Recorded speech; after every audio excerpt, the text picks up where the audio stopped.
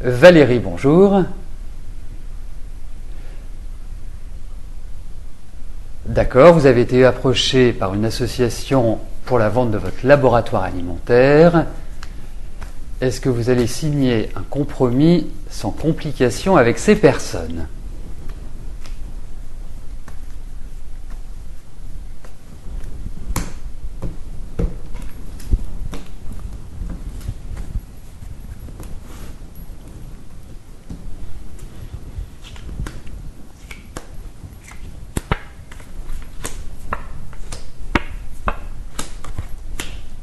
En tout cas, je vous sens très enthousiaste, très joyeuse en quelque sorte. Hein.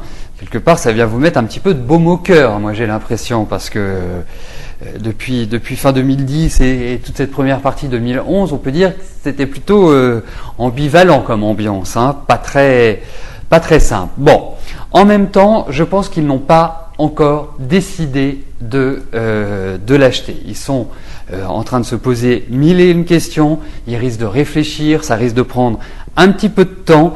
Moi, je vous dirais que ils vont peut-être avoir une façon d'aborder cette vente d'une manière un petit peu orthodoxe, hein, sans être très conventionnelle.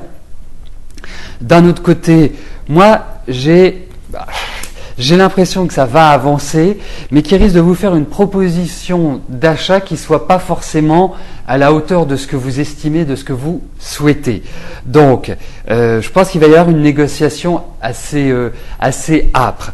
C'est pas évident. Malheureusement, je ne peux pas répondre par l'affirmative aujourd'hui à votre question. La seule chose, c'est qu'il y a dans ces cartes un potentiel qui est très bon. Hein, pour moi, ce ne sont pas des gens qui jouent, ce ne sont pas des gens qui vont vous mener en bateau.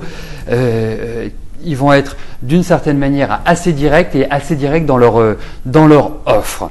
Hein, c'est plus peut-être des problèmes financiers, donc qui peuvent apporter une certaine complication, que l'idée quelque part du compromis aujourd'hui et qui empêche vraiment d'aller plus loin. Donc, écoutez, ça méritera que nous reposions la question d'ici quelques temps, ayez un prochain contact avec eux, revenez et vous m'interrogerez de nouveau. Mais déjà, en ayant ça vous permettra un petit peu aussi de travailler vos arguments, votre argumentaire sur les questions de papier, de finances, etc., etc. Allez,